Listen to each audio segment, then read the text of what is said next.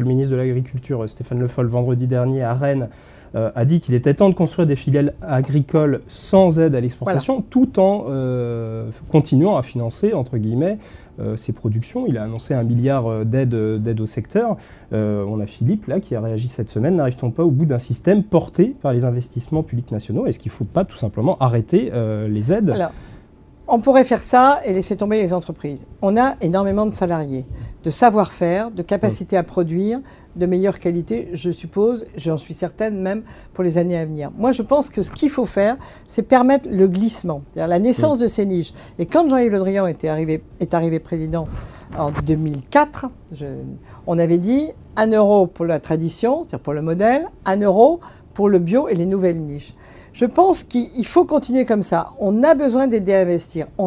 Je suis allée à l'intérieur, bien évidemment, de beaucoup d'entreprises.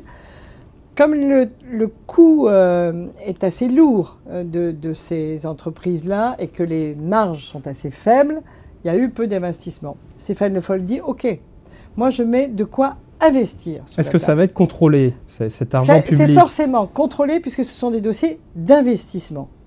Et je vous rappelle que pour les grands groupes, parce qu'il y en a aussi qui dirigent un certain nombre de nos entreprises, il y a l'obligation d'avoir désormais des salariés au conseil d'administration. Mais je pense qu'y compris au niveau des comités centraux d'entreprise, l'utilisation de l'argent public doit faire objet de rapport.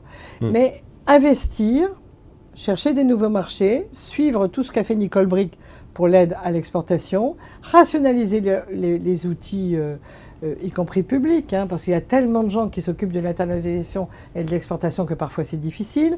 Moi, j'ai reçu quelques chefs d'entreprise, je le fais pour toutes les régions de France, pour me dire quelles sont les rationalisations les plus urgentes à faire. Bref, mettre les chambres de commerce à côté des chambres d'agriculture. Il y a beaucoup de travail à faire, mais je pense que sur l'investissement pour de la qualité et de la recherche de niche, en même temps qu'on développe les marchés courts, mais sans jamais mentir. Les marchés courts, c'est-à-dire ce que les Bretons, pardonnez-moi l'expression, mangeront de leur économie agroalimentaire, ne permet pas de garder les 60 000 emplois. Donc il faut qu'on soit extrêmement conscient du fait que les marchés courts doivent avoir leur place, avec de la haute valeur ajoutée, mais que l'exportation reste pour nous un fleuron.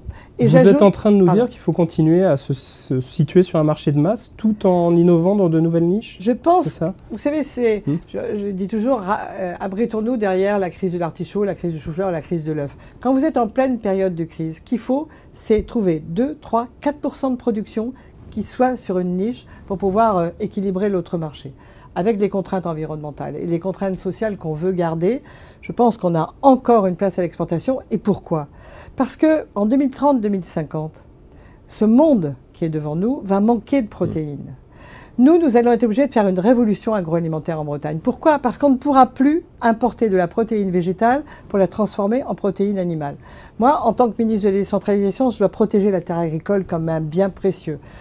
Le ministre de l'agroalimentaire doit entraîner les agriculteurs bretons à se projeter sur cette demande de protéines qui va arriver, tout en préservant l'environnement et en ayant un équilibre entre action publique européenne, action publique européenne transférée, n'oublions pas, transférée aux régions pour une part, action publique d'État et action publique locale. Et je pense qu'on est capable de relever le défi si on reste serein et en aidant bien évidemment ceux qui sont en difficulté malgré le aujourd'hui.